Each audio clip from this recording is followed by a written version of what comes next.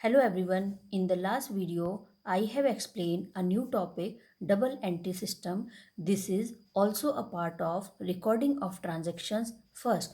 So earlier I have explained the meaning of double entry system. Today again these topics I have revised for your revision. After that we will discuss about the left portion. So every transaction involving money or money worth has a twofold aspect, the receiving of a value on the one hand and the giving of the same value on the other hand. This twofold nature in all transactions must be recorded in the books, and this gave rise to the DAM double entry book keeping. Double entry system is the most progressive, scientific, and complete system of recording the financial transactions of a business. So, after that, I have explained these topics with the numerical questions also. Characteristics of double entry system.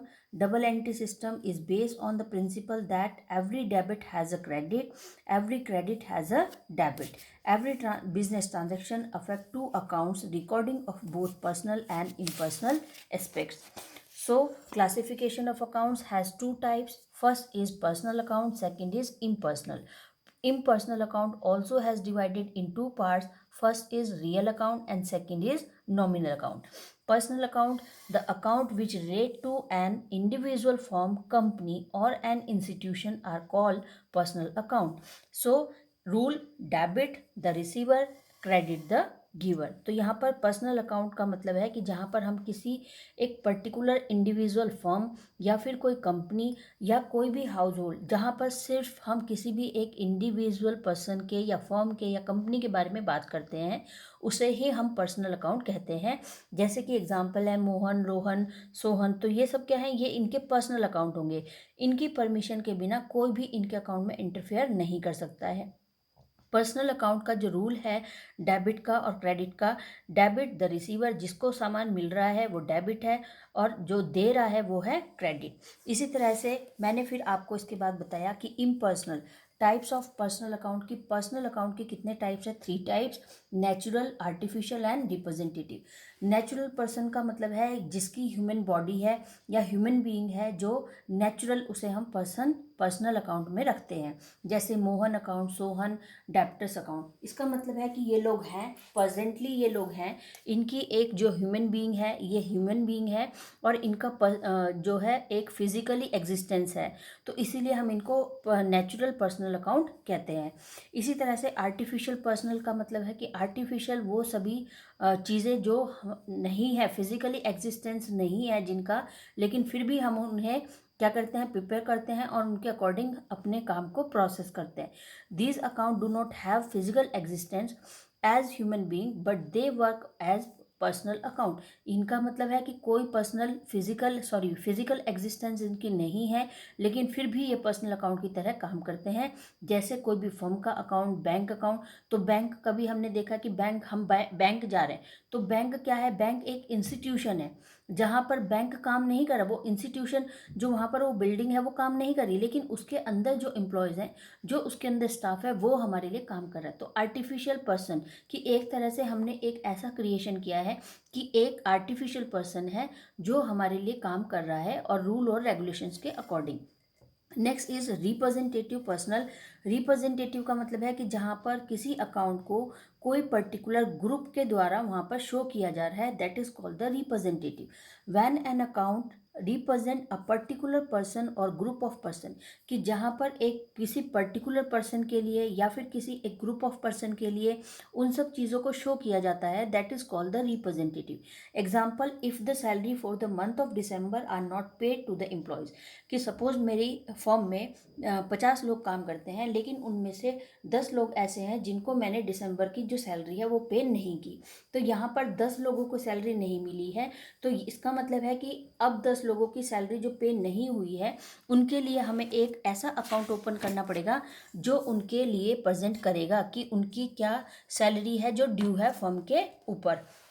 तो उसे हम कैसे present करेंगे, salary account, वहाँ पर salary outstanding account open करेंगे और सभी लोगों का नाम उस अकाउंट के अंदर मेंशन हो जाएगा और यहाँ से पता चलेगा कि सैलरी आउटस्टैंडिंग अकाउंट में इन सभी लोगों का नाम है, तो उसका मतलब है कि हर एक पर्सन के लिए अलग अलग अकाउंट को हमें ओपन नहीं करना पड़ेगा. So children, today I will start a new topic, real account. मैंने आपको पहले बताया था कि हमारे पास क्लासिफिकेशन ऑफ अकाउंट, कि जब हम क्लासिफिकेशन अकाउंट्स करते हैं तो अकाउंट्स के 2 टाइप्स हैं. First personal, second is impersonal. Personal account को हम डिस्कस कर चुके हैं. इम्पर्सनल अकाउंट में हम अब रियल अकाउंट को डिक्टेट करने जा रहे हैं. ठीक है, यहाँ पर मैं आज आपको रियल अकाउंट के बारे में बताने जा रही हूँ. Real account, all those things whose value can be measured in terms of money and which are the properties of the business called real account. कि ऐसी सभी चीज़ें जिनको हम मेज़र कर सकते हैं इन टर्म्स ऑफ मनी, कि अगर किसी भी कोई भी हमारे पास सामान है और उसकी हम वैल्यू को कैलकुलेट कर सकते हैं, एस्टिमेट कर सकते हैं और ये पता लगा सकते हैं, मेज़र कर सकते हैं कि ये कितने की वैल्यू का ये सामान होगा, तो उसका मतलब है कि वो रियल अकाउंट में काउंट होगा. And which are the properties of the business called real account, और ऐसी कौन सी प्रॉपर्टीज हैं जो बिजनेस में काम आती हैं, उन्हें भी हम रियल अकाउंट में लिखते हैं. Like cash account. कैश, अगर सपोज आपकी जेब में 10,000 रुपीज़ है, तो क्या मैं आपसे पूछ रही हूँ कि आपकी पॉकेट में कितने पैसे हैं, तो आप क्या कहेंगे? 10,000 है कि 20,000 है? आप उतना ही बताएंगे जितना आपके पास कैश अवेलेबल है. तो आप मुझसे कहेंगे कि मैम मेरी जेब में 10,000 रुपये, तो इसका मतलब रियल. जिन अकाउंट्स में हम कोई चेंजेस नहीं कर सकते, ये सबसे आसान तरीका है कि जिन अकाउंट्स में हम कोई भी चेंजेस नहीं कर पाते हैं उन सबको हम रियल अकाउंट कहते हैं. जैसे मशीन, अगर हमारे घर में एक वॉशिंग मशीन है तो हम हमेशा क्या कहेंगे कि हमारे घर में एक मशीन है. तो अब आपसे अगर कोई पूछता है कि आपके घर में कितने वॉशिंग मशीन है या कितने फ्रिज हैं, तो आप क्या कहेंगे? उतनी ही बताएंगे जितनी आपके पास होगी. Furniture account, these are the example of real account. Rule, debit what comes in. Rule है इसका डेबिट व्हाट कम्स इन, कि क्या हमारे पास आ रहा है. क्रेडिट व्हाट गोज आउट, और क्या हमारे पास से जा रहा है, उसे हम रियल अकाउंट में काउंट करेंगे. Example, if furniture for ₹10,000 has been purchase for cash. अब हमने यहाँ पर 10,000 का फर्नीचर खरीदा, तो यहाँ पर जो रूल है वो बता रहा है कि डेबिट का मतलब है व्हाट कम्स इन, जो आपके पास आया वो आपका डेबिट है, जो आपने दिया वो आपका क्रेडिट है. तो इस एग्जाम्पल में हमने फर्नीचर खरीदा 10,000 का कैश में, तो यहाँ पर डेबिट हमारे पास क्या आ रहा है, व्हाट कम्स इन क्या आ रहा है, furniture account debit 10,000. Debit what comes in, debit का मीनिंग है व्हाट कम्स इन, क्या आ रहा है हमारी फॉर्म में, टू कैश अकाउंट. और क्या जा रहा है, क्रेडिट का मीनिंग है व्हाट गोज आउट, कि क्रेडिट का मतलब है क्या जा रहा है, तो हमारे पास से क्या जा रहा है, cash account. Next, types of real account. Real account also have 2 types. First is tangible real account, second is intangible real account. Tangible real account, those things which can be touch, felt, measure, etc. जिन चीज़ों को हम छू सकते हैं, महसूस कर सकते हैं, उन सभी को हम टेंजिबल अकाउंट कहते हैं. जैसे cash account, furniture account, stock account. Intangible real account, those things which can not be touch, felt, measure in terms of money. जिनको ना ही हम टच कर सकते हैं और ना ही हम इनको टर्म्स ऑफ मनी में कन्वर्ट कर सकते हैं. जैसे goodwill, patents, copyrights, etcetera. Next is nominal account. Nominal account का मतलब है कि जिन अकाउंट्स में चेंजेस होते रहते हैं, that is called the nominal account. Real account हमेशा वो अकाउंट होते हैं जिनमें कोई भी पॉसिबिलिटी नहीं है, या जिन अकाउंट्स में हम चेंज नहीं कर सकते हैं, that is called the real account. और जिन अकाउंट्स में चेंजेस होते हैं, कर सकते हैं, उनको हम नॉमिनल अकाउंट कहते हैं. These account include of all expenses and incomes. देखिए यहाँ पर बताया जा रहा है कि इस अकाउंट में हम सभी खर्चों को और सभी इनकम को काउंट करते हैं. तो हमारे जो एक्सपेंसेस हैं वो कभी भी एक जैसे नहीं होते, तो चेंजेस आते रहते हैं. इनकम कभी हमें कम हो जाती है, कभी इंक्रीज हो जाती है, कभी डिक्रीज हो जाती है. इनकम भी कभी हमारी एक परमानेंट नहीं हो पाती. तो इसी तरह से जहाँ पर चेंजेस पॉसिबल है, जहाँ पर चेंजेस होंगे, उसे हम नॉमिनल अकाउंट कहते हैं. Example, salary is paid. Salary is paid कि अभी सपोज किसी को 15,000 सैलरी मिलती है और उसको कुछ टाइम के बाद उसकी सैलरी जो है इंक्रीज़ होगी, उसको अब वहाँ पर इंसेंटिव मिल रहे हैं, उसकी सैलरी अब 18,000 है, तो इसका मतलब वहाँ पर उसकी सैलरी इंक्रीज़ हुई, चेंजेस आ रहे हैं, ठीक है। रेंट पेड, आपका रेंट कोई पहले किराएदार अपने जो ऑनर थे, जो उनके मकान मालिक थे, उनको सपोज़ वो 5,000 रेंट देता था, अब उन्होंने कहा कि भाई थोड़ा किराया बढ़ाना पड़ेगा, आपने 6,000 कर दिया। तो इसका मतलब है कि कुछ चीज़ें, ट्रांजैक्शंस ऐसी होती है जिनमें चेंजेस होते रहते हैं और जिन्हें हम नॉमिनल अकाउंट में काउंट करते हैं या एस्टिमेट करते हैं। Discount allowed etcetera. Income like commission receive, आपको किसी काम को करने से आज कमीशन मिला 1,000 रुपीज़, आपने फिर कोई दूसरा काम किया, उस पर आपको कमीशन रिसीव हुआ 2,000 रुपीज़, तो इसका मतलब इन इनकम में भी आपके चेंजेस लगातार होते रहते हैं। इंटरेस्ट रिसीव, आपने बैंक में पहले 10,000 रुपीज़ डिपॉजिट किया, 10,000 पे आपको 10% मिला 1,000 रुपीज़, फिर आपने 50,000 डिपॉजिट किया, 50,000 पे आपको मिला 5,000 रुपीज़। तो इस तरह से इनकम्स और जितने भी एक्सपेंसेस हैं, ये सब हमारे कभी फिक्स नहीं होते, ये चेंजेस होते रहते हैं, इसीलिए इनको हम नॉमिनल अकाउंट में काउंट करते हैं। रूल डेबिट एक्सपेंसेस लॉसेस, कि जितने भी हमारे खर्चे होंगे या जितने भी हमें लॉस होंगे वो सब हमारे डेबिट में काउंट किए जाएंगे, डेबिट साइड हम यूज़ करेंगे। क्रेडिट इनकम और गेन्स, जितनी भी इनकम होगी या गेन्स होंगे वो सारे हमारे क्रेडिट में यूज़ होंगे। एग्जाम्पल, पेड ₹20,000 फॉर सैलरीज, हमने यहाँ पर पेड कैश, पेड का मतलब मैंने पहले बताया था कि पेड का मतलब होता है कैश। 20,000 फॉर सैलरीज, हमने 20,000 सैलरी के लिए कैश पेमेंट की। सैलरी अकाउंट डेबिट, तो जिसके लिए की उसके पास सैलरी अकाउंट डेबिट की, हमारा खर्चा है, हमारे एक्सपेंसेस है, तो प्लस हो जाएंगे डेबिट। यहाँ कह रहा है जो खर्चा होगा वो आपका डेबिट होगा, आप हमारे खर्चे हुए, सैलरी अकाउंट डेबिट, हमारा खर्चा हुआ। टू कैश अकाउंट, और माइनस क्या हो गया हमारा 20,000 cash. Debit the expenses, credit what goes out, कि खर्चे के बदले में क्या गया, हमारा कैश। दूसरा एग्जाम्पल है रिसीव 5,000 फॉर कमीशन, रिसीव, अब हमें यहाँ पर कमीशन रिसीव हो रहा है 5,000 का। कैश अकाउंट डेबिट, कि जो आपको मिला, क्रेडिट का मतलब है इनकम, अब हमें क्या हो रही है, कमीशन रिसीव हो रहा है, तो ये हमारी इनकम है। Cash account debit 5,000। Debit what comes in, क्या हमारे पास आ रहा है 5,000 rupees for as a cash, sorry, to cash commission account.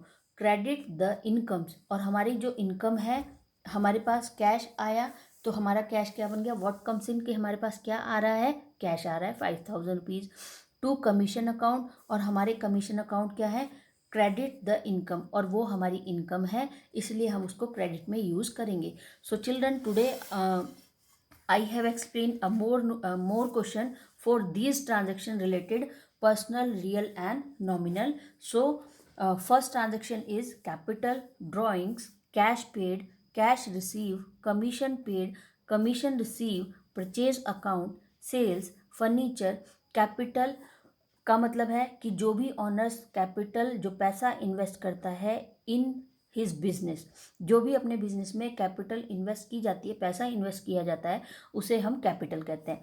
Drawing का मतलब है पर्सनल यूज़, कि जो भी आपके पास सपोज आप कुछ सामान स्टोर से यूज़ करते रहते हैं पर्सनली, तो उसे हम स्टॉक से ड्राइंग, पर्सनल यूज़ के लिए कोई भी आपने पैसा खर्च किया, पैसा यूज़ किया, आपके पास एक शॉप है सपोज आपके पापा की, और उसमें से आपने काउंटर में से 100 रुपीज़ या 1,000 रुपीज़ वहाँ से विड्रॉन किया, और आपने पापा को कहा कि पापा यहाँ से मैं पैसे निकाल रहा हूँ, तो इसका मतलब कि वो जो आपकी इनकम है वो पर्टिकुलर थी, लेकिन अभी आपने उसको, आपके फादर ने उसको काउंट नहीं किया, और आपने वहाँ से कुछ पैसा विड्रॉन किया, और किस लिए किया, कि अपने पर्सनल यूज़ के लिए।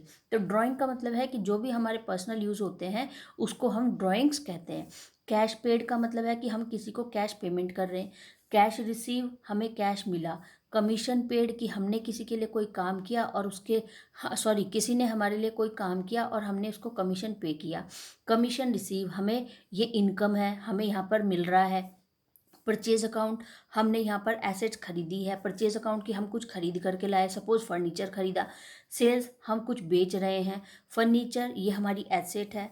कैश अकाउंट ये हमारा कैश है, बैंक अकाउंट बैंक स्टेटमेंट बताएगा, बैंक ओडी बैंक ओवरड्राफ्ट का मतलब होता है कि जब हमारे पास बैंक में पैसा नहीं है लेकिन हम अपनी लायबिलिटीज़ को क्या कर रहे हैं, पे कर रहे हैं। तो इसमें क्या होता है कि सपोज मेरा एक करंट अकाउंट बैंक में ओपन है, खुला हुआ है, और अगर मेरा कोई क्रेडिटर है या मेरी बिजनेस ट्रांजेक्शन्स है तो वहाँ पर मैंने बैंक को ये एक परमिशन ली हुई है बैंक से कि सडन अगर कभी मुझे पैसे की ज़रूरत पड़ जाए और मेरे अकाउंट में पैसा ना हो और मेरा क्रेडिटर मुझे कोई सामान ना दे, हमारी सप्लाई जो है वो अफेक्ट ना हो, तो वहाँ पर एक इस तरह की ट्रांजेक्शन्स होती है कि वहाँ पर बैंक ओवरड्राफ्ट की बैंक, अब आपके पास तो अकाउंट में कोई पैसा नहीं है लेकिन आपके अकाउंट के बिहाफ में, और बैंक को पता है कि हाँ इनका कंटिन्यू इस तरह से चलता रहता है कि कभी पैसे आते रहते हैं जाते रहते हैं, तो उन कंडीशंस में अगर कभी आपके पास पैसा नहीं है लेकिन बैंक आपकी पेमेंट को रिलीज कर देता है,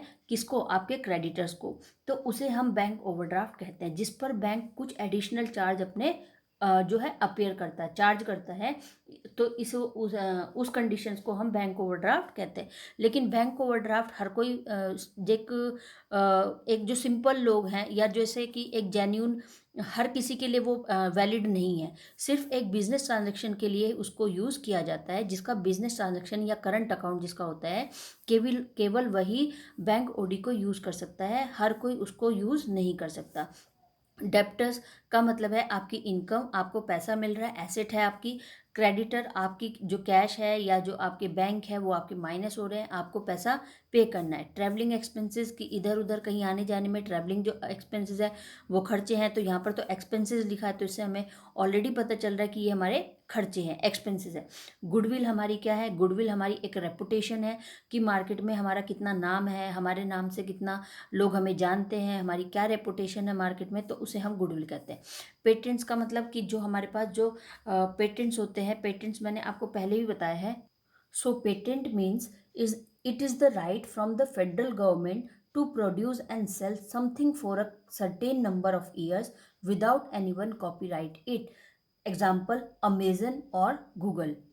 Goodwill is a reputation of the business which increase the value of the business. It is an intangible asset. And the copyright, it is a legal means of protecting an author's work. It is a type of intellectual property that provides exclusive publication, distribution and usage right for the author.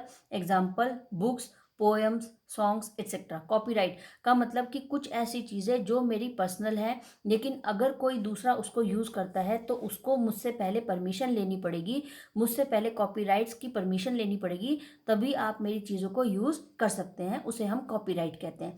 Trademark होता है कि trademark is any one symbol, figure, letter, word और mark adopted and use by a manufacturer to his order goods. कि यहाँ पर trademark का मतलब होता है कि जहाँ पर कोई भी मैन्युफैक्चर अपने प्रोडक्ट पर कुछ एक ऐसा सिंबल या कोई ट्रेडमार्क या कोई ऐसा पॉइंट या किसी भी तरह का कोई पिक्चर्स ऐसा बना देता है जिससे उसको लगता है कि मेरे जो प्रोडक्ट है उसको कोई भी दूसरा उसके जो ट्रेडमार्क है उनको यूज़ नहीं कर सकता है, और कभी भी सेम जो ट्रेडमार्क है वो कोई कंपनी एक दूसरे के यूज़ नहीं कर सकती है, और सबको अपने एक अलग जो आइडेंटिफिकेशन है, एक अलग पहचान बनाने के लिए वो वहाँ पर एक क्या है, ट्रेडमार्क की तरह उसको यूज़ करते हैं, कि जिससे वो बताते हैं कि हमारी कंपनी का सपोज एप्पल है तो एप्पल क्या कर रहा है कि एप्पल पे एप्पल, हमें अगर मार्केट में जाना और हमें सिर्फ ये पता है कि एप्पल नाम के कुछ लैपटॉप्स हैं या मोबाइल्स हैं जो मार्केट में अवेलेबल हैं, तो हमें नहीं पता कि वो कितने के हैं या क्या है, कुछ भी उसके बारे में नहीं पता है,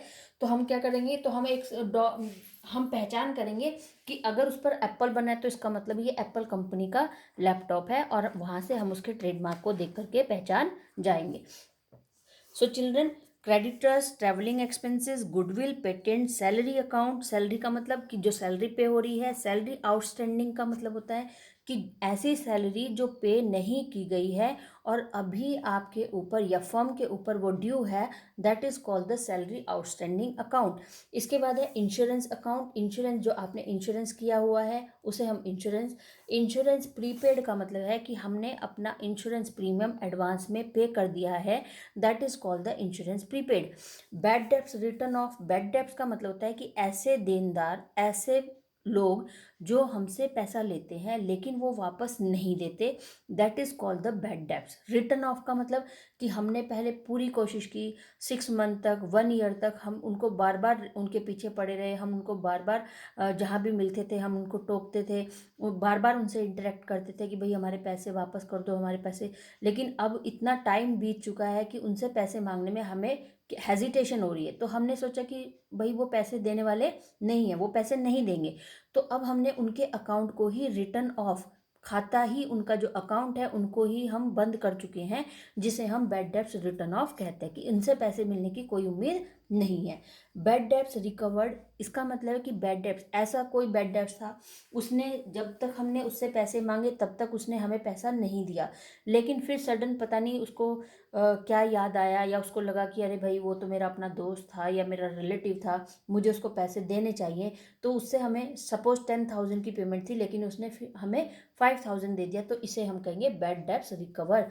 कि सपोज मेरा कोई बैड डेब्ट था जो 10,000 मुझे पे करने थे, वो मुझे 10,000 रुपीज़ वापस से देता, लेकिन उसने 10,000 नहीं दिए, पहले हमने उसको रिटर्न ऑफ कर दिया और कभी उसके मन में आया तो उसने हमें पैसा वापस कर दिया या कुछ अमाउंट हमें पे कर दी, तो इसे हम बैड डेब्ट्स रिकवर कहते हैं। So children, you have to do this work, this question in your fair notebook and revise all these notes. So take care. Goodbye.